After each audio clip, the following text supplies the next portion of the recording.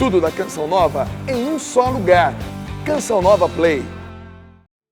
O Senhor esteja convosco. Ele está no meio de nós. Proclamação do Evangelho de Jesus Cristo, segundo Marcos. Glória a vós, Senhor. Naquele tempo, os discípulos estavam a caminho, subindo para Jerusalém. Jesus ia na frente, e aqueles que iam atrás estavam com medo. Jesus chamou de novo os 12 à parte e começou a dizer-lhes: Eis que estamos subindo para Jerusalém. O Filho do Homem vai ser entregue aos sumos sacerdotes e aos doutores da lei. Eles o condenarão à morte e o entregarão aos pagãos. Vão zombar dele, cuspir nele, vão torturá-lo e matá-lo. E depois de 3 dias ele ressuscitará. Tiago e João, filhos de Zebedeu, foram a Jesus e lhe pediram, e lhe disseram: Mestre, queremos que faças por nós o que vamos pedir. Ele perguntou: O que quereis que eu vos faça? Eles responderam: Deixa-nos sentar, um à tua direita e outro à tua esquerda, quando estiveres na tua glória. Jesus então lhes disse: Vós não sabeis o que pedis. Por acaso podeis beber o cálice que eu vou beber? Podeis ser batizados com o batismo que eu vou ser batizado? Eles responderam: Podemos. E ele lhes disse: Vós bebereis o cálice que eu devo beber, e sereis batizados com o batismo que eu serei batizado. Mas não depende de mim conceder o lugar à minha direita ou à minha esquerda. É para aqueles a quem foi reservado. Quando os outros discípulos ouviram isso, indignaram-se com Tiago e João. Jesus os chamou e disse: Vós sabeis que os chefes das nações as oprimem e os grandes as tiranizam. Mas entre vós não deve ser assim. Quem quiser ser grande, seja o vosso servo. E quem quiser ser o primeiro, seja o escravo de todos. Porque o Filho do Homem não veio para ser servido, mas para servir e dar a sua vida como resgate para muitos. Palavra da salvação. Que pelas palavras do Santo Evangelho sejam perdoados os nossos pecados. Aplaudamos a palavra de Deus, a Sagrada Escritura, que aqui acabamos de ouvir. Glorifica o Senhor, Jerusalém. Glorifica o Senhor, Jerusalém. Canta mais uma vez, santuário. Glorifica o Senhor, Jerusalém. Glorifica, cante isso com fé. Glorifica o Senhor, Jerusalém. Quero agradecer aqui aos nossos músicos que tão lindamente estão animando a nossa missa, os irmãos que prepararam essa liturgia, os irmãos da TV que trabalham para essa transmissão acontecer. Queridos irmãos e irmãs, estamos na 8ª semana do tempo comum e acabamos de sair de tempos muito fortes. Nós celebramos ainda há pouco tempo o tempo da Páscoa, antes celebramos a Quaresma, depois, semana passada, há poucos dias atrás, aliás, não nesse final de semana, no anterior, celebramos Pentecostes. Neste domingo celebramos a Santíssima Trindade. Amanhã a liturgia nos apresenta, como o padre bem se referiu no início da celebração, a solenidade de Pentecostes. Estamos vivendo momentos muito singulares da nossa vida. enquanto liturgia, enquanto fé. Isso é muito importante. Eu quero começar essa reflexão citando o parágrafo 166 da nova encíclica do Papa Francisco, a encíclica, exortação apostólica, aliás, chamada Gaudet et Exsultate, Alegrai-vos e Exultai, que ele lançou há pouco tempo, que fala sobre a importância do discernimento na vida da gente. Preste atenção, número 166. Encorajo a todos a lerem esse belíssimo documento. Como é possível saber se algo vem do Espírito Santo, ou se deriva do mundo, ou até do inimigo, do espírito maligno? Como discernir? A única forma é o dom do discernimento, disse o Papa. Este não requer apenas uma boa capacidade de raciocinar e sentido comum. É, sobretudo, um dom que é preciso pedir a Deus. Se pedimos com confiança ao Espírito Santo, e ao mesmo tempo nos esforçamos por cultivá-lo com a oração, a reflexão, a leitura, o bom conselho, poderemos certamente crescer nesta capacidade espiritual e humana, disse o Papa Francisco, que é o dom do discernimento. Como nós precisamos, irmãos, como você precisa, filho, filha, como o padre precisa, cultivar o dom do discernimento. Sim, o discernimento é uma grande arma para nós lutarmos as batalhas de cada dia. E diga-se de passagem que no evangelho de hoje nós estamos vendo o exemplo oposto do que acontece quando a pessoa age sem discernimento. Veja bem, vamos nos inserir nessa narrativa que o evangelho de Marcos nos apresenta. Jesus estava indo para Jerusalém.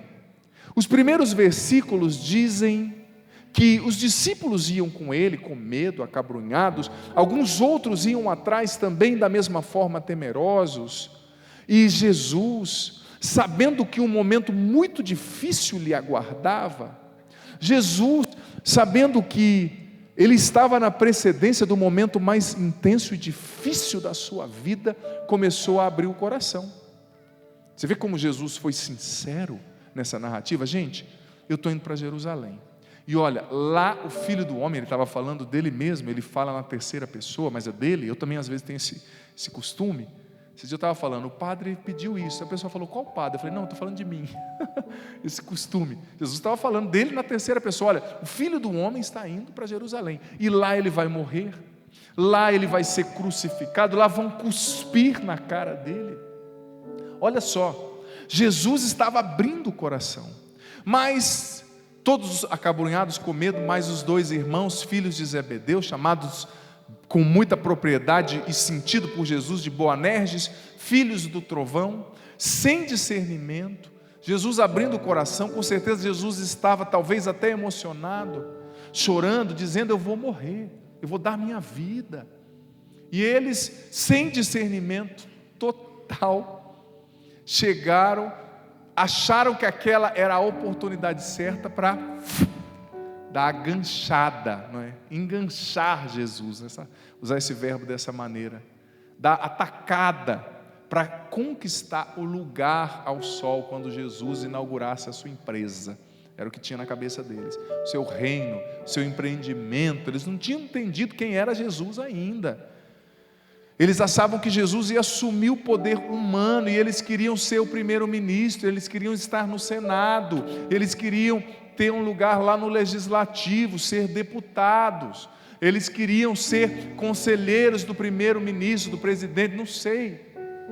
Falta de discernimento. Pensa bem, você abre o coração com um amigo quando você está sofrendo, quando você está vivendo uma perseguição injusta no seu trabalho, quando a sua esposa fica transtornada, te enxota de casa, quando você perde o seu pai, quando você descobre uma doença, um câncer, e você vai falar com alguém, o que você espera?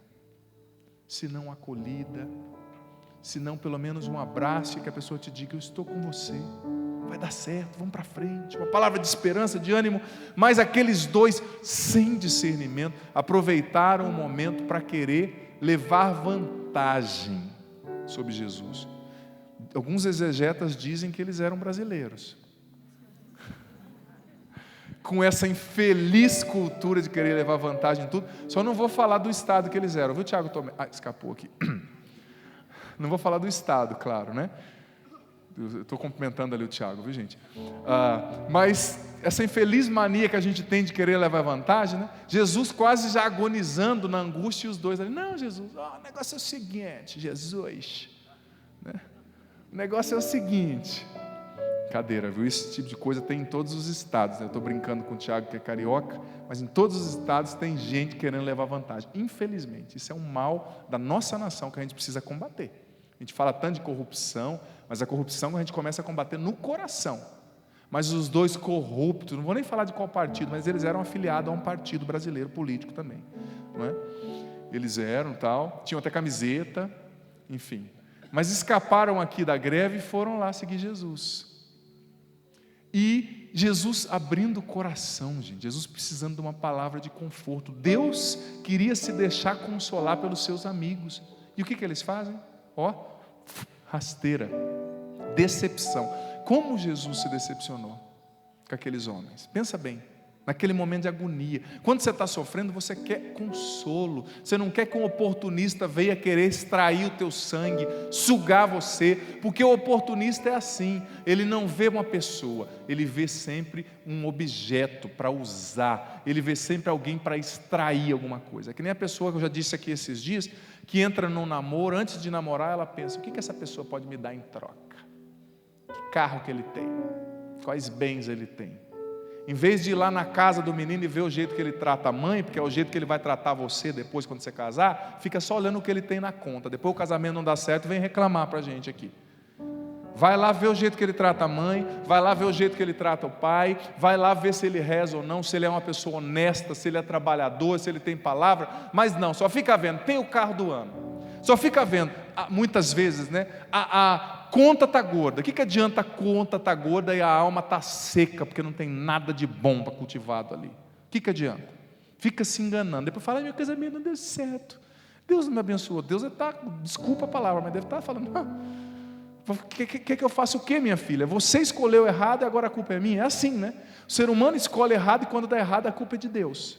Deus não olhou para mim, Ele olhou muito, só que você não olhou, não ouviu, escolheu tudo errado com impulsividade, com interesse, com jeitinho brasileiro, infeliz, demoníaco esse jeitinho brasileiro, que a gente precisa combater. Gente, só tem 2 caminhos no meu ponto de vista para uma nação se regenerar. Só tem 2 caminhos, só existem 2. Eu disse ontem no programa Para Ser Feliz, pela TV Canção Nova, você que assistiu ouviu o padre falando. O primeiro caminho para uma nação voltar aos trilhos é a educação. Não existe outro. Todas as nações que são hoje consideradas de primeiro mundo começaram investindo em educação. As pessoas, se o governo investir mais em educação no Brasil, ele vai investir menos em presídio no futuro. Porque quem tem educação vai roubar muito menos, vai matar muito menos. E educação quer dizer, claro, leitura, quer dizer conhecimentos gerais, mas quer dizer também civilidade. A gente precisa ser educado para viver a civilidade, para respeitar o espaço do outro, para entender que eu não posso ligar aquele funk bendito 2 horas da manhã alto porque tem um vizinho que quer dormir, para entender que eu não posso jogar o meu lixo na frente da casa do outro, para entender que eu não posso perturbar o meu vizinho. Isso também é um sinal de conversão e de civilidade. Sem educação, só que infelizmente a nação não progride, gente, não adianta, não progride. Ai, padre, a educação é ruim, mas você tem na tua frente, hoje a internet, hoje até as pessoas mais simples e pobres, essa é uma pesquisa há poucos dias, tem Wi-Fi em casa. O cara só tem um dente aqui assim, só tem um dente, mas está lá com o celular no zap com Wi-Fi lá no barraco. Não é? É ou não é verdade? O cara, o que você tem? Eu estou com um problema degenerativo. Você compra remédio? Não, eu pago o zap aqui, eu pago o Wi-Fi aqui em casa. Não é? Então a internet é um mundo que se abre de más possibilidades ou de boas possibilidades. Até se você quiser se educar na internet, você se educa. Gente, tem dissertações de mestrado fantásticas postadas na internet. Tem livros hoje, e-books grátis que você pode ler na internet. O brasileiro é um dos povos que menos lê no mundo. Menos lê. E é tão difícil, eu digo para você ser padre, que o dia que você prepara uma homilia um pouco mais profunda, as pessoas, não, está muito difícil, não gostei. Quer que venha aqui, me perdoe, quase que vira um circo o negócio, fica falando frase pronta, repetida, e proclamando somente que você é um vitorioso, só que se você não mudar a atitude da sua vida, você nunca vai ser um vitorioso, você vai enganar você mesmo. E eu não fui padre para te enganar, eu fui padre para pregar aquilo que eu acredito que é a verdade, que eu recebi de Deus da igreja. Mas as pessoas aplaudem os pregadores que vêm aqui repetindo frase pronta, os pregadores que não ensinam, que não levam você a lugar nenhum. Eu digo para você, Brasil, se você quer crescer, começa a buscar uma educação, começa a estudar. As nossas crianças precisam ser educadas, gente. As nossas crianças precisam aprender a ler. Precisam aprender a ler. E mais, o segundo caminho para uma nação se restaurar, primeiro é a educação, não tem outro. O segundo é a fé. Mas não só uma fé que você vem na Canção Nova, eu vim na Canção Nova, tira 27 selfies aqui consigo mesmo, tira selfie até com aquele cachorrinho que está deitado em cima do tapete, sai daí que esse é o tapete de Corpus Christi, rapaz. É carismático esse cachorro, mas está pecando, está em cima do tapete de Corpus Christi, o bendito. Depois eu falo que ele é filho de uma cachorra, ele acha ruim, não é? Mas é mesmo, no caso dele não tem problema, é o nosso cachorrinho, nosso doguinho aqui do santuário. Esse cachorro é carismático, na consagração, presta atenção, ele dá uma curvadinha assim, católico extremo na consagração aqui da missa. Mas gente, o segundo caminho para uma nação se transformar é a fé, é uma fé que leva à conversão, porque não adianta você vir aqui e faz selfie com o cachorro, faz selfie com o poste, faz selfie com o padre, faz selfie com o Tiago, faz selfie com o Paulinho, com os músicos ali maravilhosos, faz selfie com Deus e o mundo, mas volta para sua casa dando patada na mãe, tratando o filho mal, desviando as coisas lá no serviço. Ai, padre, sobrou, eu levei para casa. Se sobrou e não é teu, levar para tua casa é pecado, você está sendo corrupto. Ai, padre, o que eu quero mesmo é um serviço. Não estou falando que isso sempre acontece, mas tem gente que almeja um cargo, às vezes público, tem muitos funcionários públicos extremamente trabalhadores, mas tem gente que almeja cargos que deem a possibilidade da pessoa quase não trabalhar, ganhar muito e viver ali, aproveitando de maneira errada muitas vezes, né? Não estou falando daquilo que é direito e benefício conquistado, mas de maneira errada para viver assim, de qualquer jeito. Filho, filha, combata a corrupção e viva a conversão.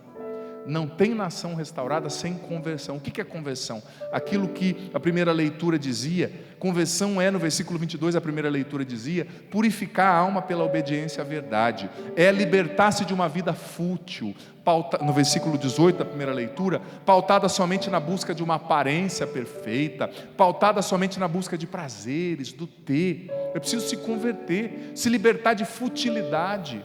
Às vezes a pessoa vive só em torno de futilidade, não tira 15 minutos para rezar, mas fica 2h30 na academia, malhando até o dedinho do pé, está entendendo? Tudo bem, vá para a academia mesmo, pelo amor de Deus, e perca essa pança enorme, mas não fique sem rezar, sem buscar dar o seu tempo para Deus, sem buscar ler a palavra. Gente, a primeira leitura dizia que é preciso nascer de novo, no versículo 23, transformando-se de dentro para fora pela palavra, conversão. Preste atenção, conversão é mudança de mentalidade, mudar o jeito de pensar, mudar o jeito de se relacionar com Deus, com a natureza, com as pessoas. Tem gente que fala, eu me converti, mas pega aqui a Via Dutra e joga lixo no chão. Isso é um hipócrita.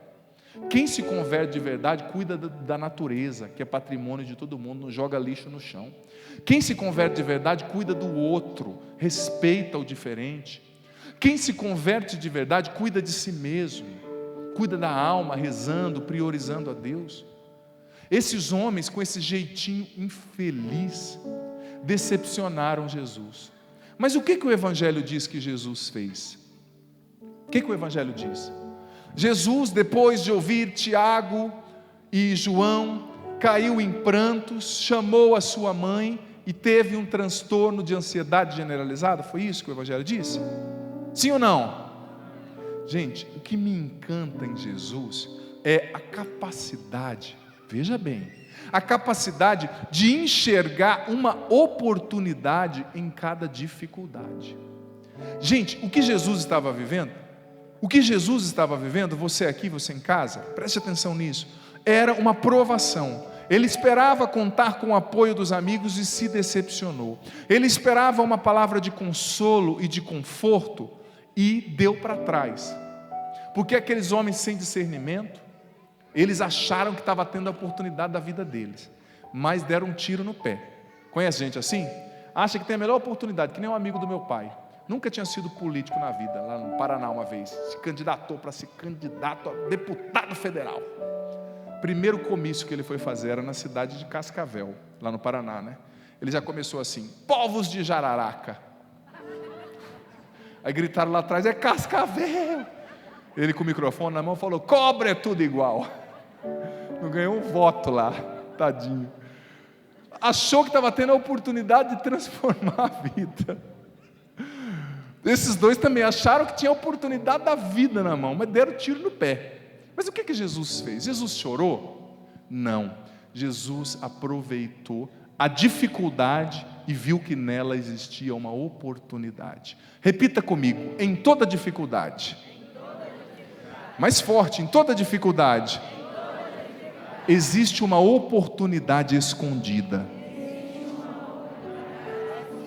Todo problema esconde uma oportunidade, esconde um aprendizado. Veja bem, se fosse muitos de nós aqui, se fosse talvez o padre, teria saído xingando, teria saído brigando, teria saído cochichando, porque tem gente que não tem a coragem de falar para o outro, mas fala do outro, né? Esses dois sem vergonha, cachorro, salafrário, não me entenderam, não me acolheram. Eu esperava deles uma manifestação de consolo, eles foram imaturos, egoístas e infantis. Mas Jesus aproveitou aquela dificuldade para ensinar os discípulos, para formar os discípulos. Jesus começou a ensinar: olha, veja bem, entre os grandes da terra, eles oprimem, eles são tiranos com os seus súditos, eles arrancam até o sangue com impostos caros, naquela época, claro, não agora, né? Eles fazem tudo isso, mas entre vocês, meus discípulos, não deve ser assim. Quem quiser ser o maior, seja o servo de todos. Quem quiser ser o maior, seja aquele que se faz escravo por amor. Veja bem, ninguém é escravo porque se deixou escravizar. A linda escravidão que liberta, disse o Evangelho, é a escravidão do amor, do serviço. Eu quero servir você, eu quero estar onde ninguém está, eu quero ajudar quem ninguém está vendo, ver aquilo que não dá aplauso e fazer aquilo que é um bem que precisa ser feito. Às vezes a gente só faz o bem quando tem holofote perto, e faz o bem e toca a trombeta. Padre, eu sou uma pessoa muito boa, eu ajudo todo mundo. Já está errado. Se você ajuda, quem tem que saber é Deus. E se alguém tiver que falar do bem que você faz, que seja o outro, não você. Mas a pessoa às vezes só faz, você, só fazemos o bem quando tem um holofote. E sai lá, já chega com o peito estufado. Então, padre, eu vim aqui para dizer para o senhor que eu ajudo padres há 40 anos. Sou assim, sou imprevisível. Chego, ajudo, faço, aconteço. Se você faz, louvado seja Deus, continue fazendo, mas faça por Deus, não para receber o aplauso e o reconhecimento dos outros. Uma que se você fizer esperando o reconhecimento das pessoas, você é um grande candidato à frustração, porque nem sempre as pessoas vão reconhecer o que você faz, mas Deus sempre reconhece. Quando você diz assim: eu fiz tanto pelo fulano e ele não reconheceu, padre, se alegre, ele não reconheceu, mas o Pai que vê tudo reconheceu e vai te dar a recompensa na hora certa. Tenha certeza disso. Amém? Tenha certeza disso. Jesus viu aquela dificuldade como uma singela oportunidade. Pensa bem, quais são as dificuldades que você está enfrentando hoje? Você aqui, você nos acompanhando em casa. Quais são as dificuldades? Cultive, como o Papa Francisco disse, o padre leu aqui no início, o dom do discernimento, para entender como você pode transformar essa dificuldade em uma oportunidade de aprendizado, como Jesus fez. Ele enfrentou a dificuldade, mas ele usou aquilo como uma oportunidade de aprendizado, de formação, de crescimento, para ele, para os seus discípulos, e ali ele deu um dos lindos ensinamentos que permanecem até hoje para nós. Qual é a dificuldade que você está enfrentando hoje? Você aqui, você em casa. A dificuldade de ser incompreendido, de ser injustiçado no seu trabalho, de estarem falando mal de você na tua família, a dificuldade de estar vivendo uma traição, a perda de alguém, um vício que você não consegue vencer. Filho, filha, São Paulo dizia aos Coríntios, é na fraqueza que a força de Deus se manifesta. Nessa dificuldade, o poder de Deus quer e vai se manifestar. Nessa dificuldade, você vai encontrar uma oportunidade para ser mais santo, mais sábio. Gente, sempre uma dificuldade revela uma oportunidade. Por exemplo, quando você perde alguém, a morte é uma oportunidade de aprender a valorizar a vida e a viver intensamente cada segundo.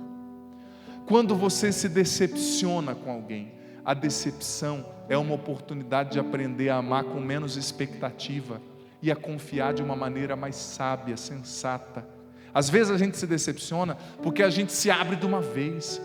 A decepção vai te ensinar a arte de ir se abrindo aos poucos e de ir dando passos à medida que você está enxergando o terreno que você vai pisar. Sempre você pode aprender. Por exemplo, os erros nos ensinam que antes da gente escolher, a gente precisa. O erro pode ser uma oportunidade de você aprender que antes de escolher uma coisa, você precisa rezar mais. Você precisa refletir mais, você precisa buscar o sábio conselho de alguém que talvez já enfrentou aquela situação, e você deve ser menos impulsivo para escolher. Os erros que talvez você esteja sofrendo hoje, filho, filha, nem todos são culpa de Deus, ou seja, nenhum deles eu ouso dizer que é culpa de Deus. Muitas vezes os erros atuais que nos fazem sofrer demais hoje são frutos de escolhas mal feitas, escolhas realizadas na impulsividade, na ansiedade, sem refletir, sem escutar os outros. Não decida sem escutar alguém, sobretudo alguém mais velho. O Papa Francisco tem falado da importância de valorizar os anciãos. Só que a molecada, desculpa o termo, os jovens, a gurizada hoje em dia, faz questão de achar que quem é mais velho não sabe nada. Alto lá. Talvez é no conselho da tua avó e do teu avô que existe uma sabedoria para livrar você de uma cilada lá na frente. Alto lá, talvez no conselho de um padre idoso. Eu respeito muito os padres idosos, as pessoas idosas, respeito muito, Deus sabe. Porque eles escondem uma sabedoria profunda de vida. Talvez não é nem uma sabedoria porque a pessoa é intelectualmente evoluída, não, é porque ele viveu. Talvez esse erro que você vai cometer amanhã, o teu avô já cometeu, e ele está falando, filho, não pisa aqui, porque o avô já pisou. Você não precisa martelar o dedo para ver que dói, eu já martelei o meu. Deixa o martelo ali, não faz isso. O erro é um aprendizado, é uma oportunidade para aprender, aliás. Gente, e o erro também é uma oportunidade para a gente aprender a ler os sinais. Repita comigo, o erro é uma oportunidade para a gente aprender a ler os sinais. Jesus disse que a gente precisa saber interpretar os sinais dos tempos, no sermão escatológico de Mateus, por exemplo. Hoje eu ouvia uma entrevista de uma grande varejista do Brasil, uma grande varejista, dona de uma rede de lojas fantásticas, que eu não vou nem falar, porque eu não quero fazer propaganda aqui, mas essa grande varejista falou assim, dando uma entrevista a uma grande jornal do Brasil, dizendo, olha, essa greve desses dias me ensinou uma coisa, dizia essa varejista, que a gente precisa aprender a ler os sinais das coisas. Olha só, nesse contexto secular eu estou tirando e trazendo para o Evangelho, porque essa grande empresária disse, o Brasil já estava dando sinais há muitos anos que ia chegar nesse ponto, porque a falta de investimento em planejamento, em infraestrutura ia culminar nisso.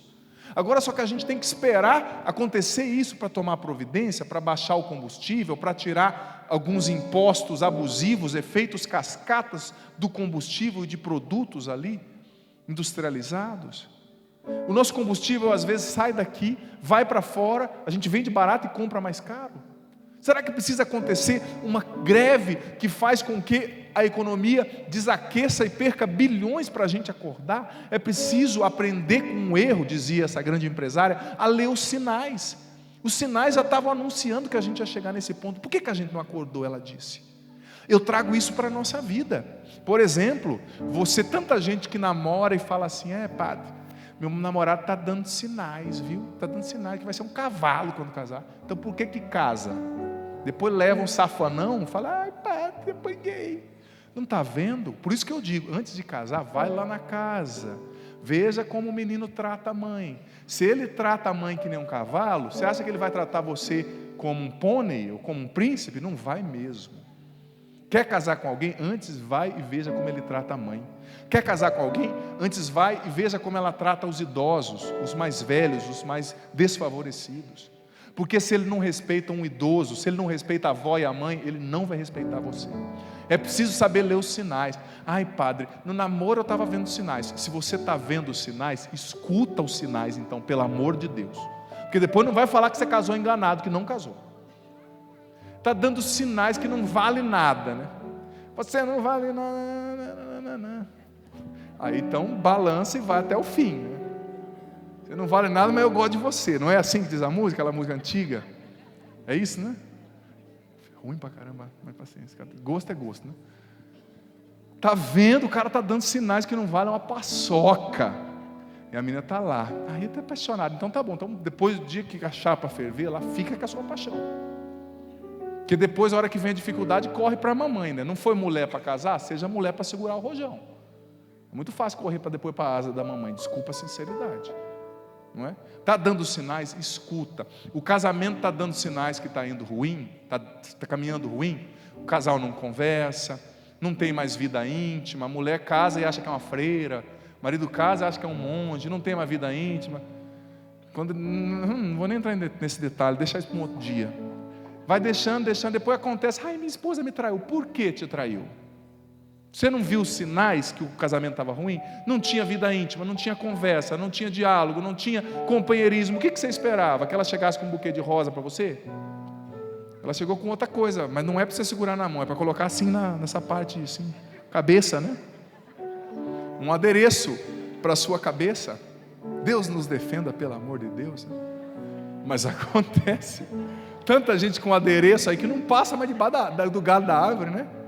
Mas por quê? Parece que está pedindo. Claro, eu não estou falando que está certo a traição, está errado, é errado, a pessoa tem que segurar a onda e se converter. Mas às vezes acontece por descuido, porque você está vendo os sinais, a mulher está infeliz, chega, não conversa com a mulher, não faz um carinho, não dá um beijo, aí a hora que deita também lá, não faz o aquecimento, chega nos 47 do segundo tempo, quer fazer gol, né? A mulher fala: sai daqui, estou com dor de cabeça. Não beija, não toca. Você é homem, a tua mulher precisa ser beijada por você. Ela precisa que você fale que ela está bonita. Se ela não tiver, profetiza. Fecha os olhos assim, sabe? A fé é assim, às vezes você fecha os olhos e imagina pela fé. Mas ela precisa do teu elogio. Ela precisa do teu toque, do teu beijo, marido. Beija a tua mulher. Diga para ela que ela é importante para você. Eu te amo, meu amor. Eu já sei. Ela sabe, mas ela gosta de ouvir, tenho certeza. A mulherada assim: é verdade, padre.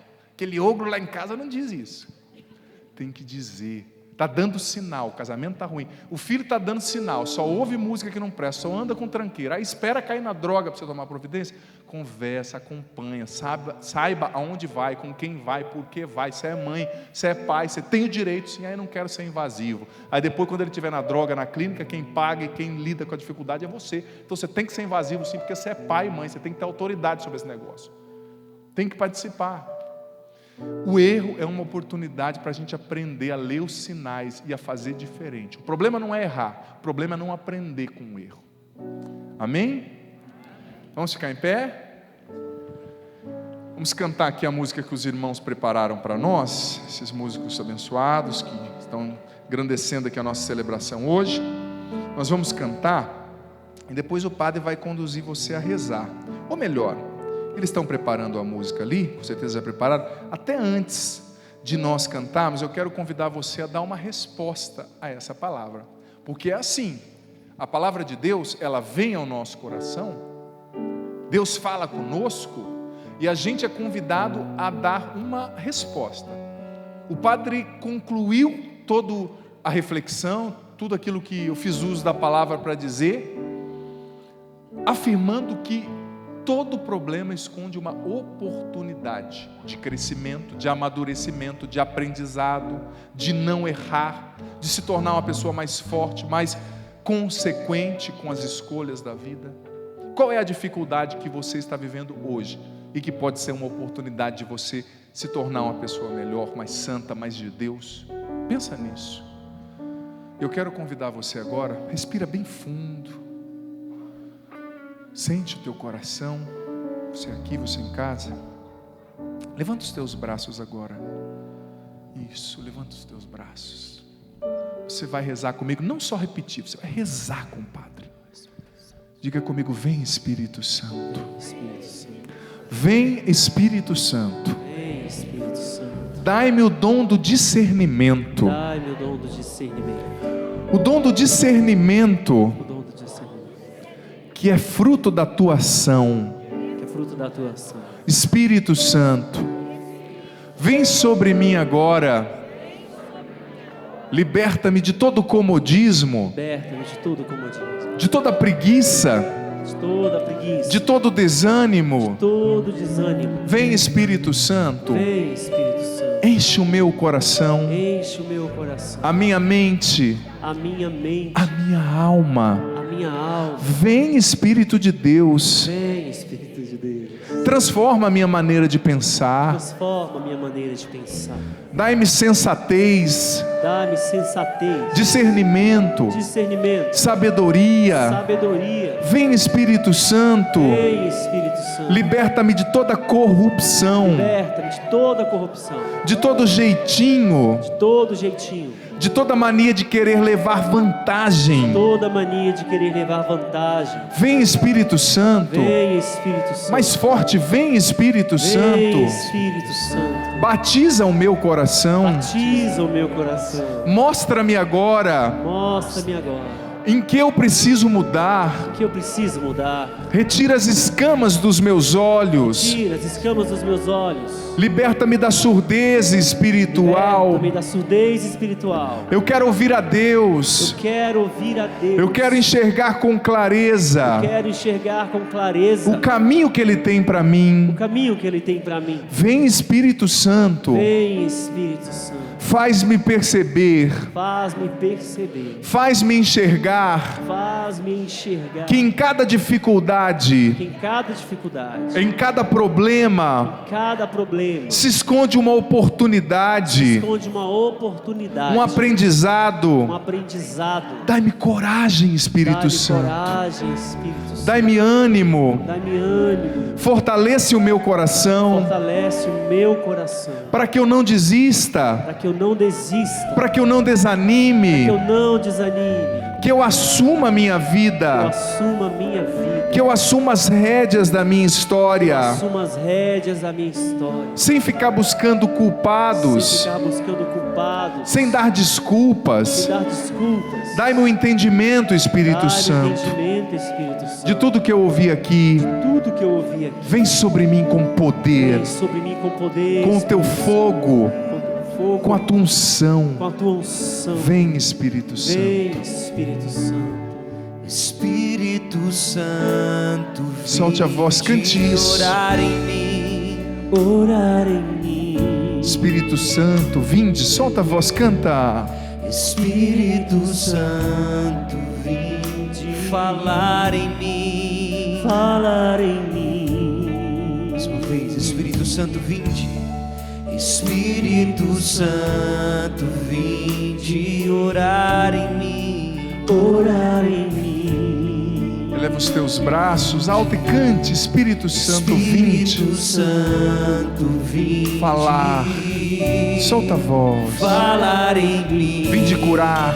Vinde Vinde curar, vinde libertar nossos corações De toda opressão, de cante. toda opressão, Dá-nos um entendimento, te Espírito Santo. transformar em Batiza-nos. dia, Encha-nos. traz fogo do céu, Transforma-nos. neste lugar. Vem sobre o Brasil, Espírito Santo. Canta do fundo da alma, incendeia. Incendeia minha alma. Solta a voz. Incendeia minha alma.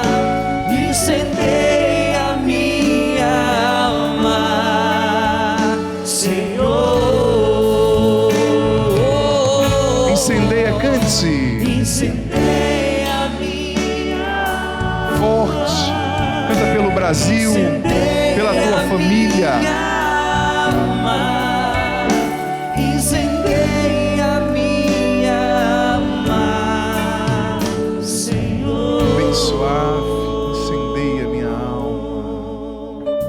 Incendeia minha alma, Incendeia, vem Espírito Santo. incendeia minha Faz a tua obra em nós.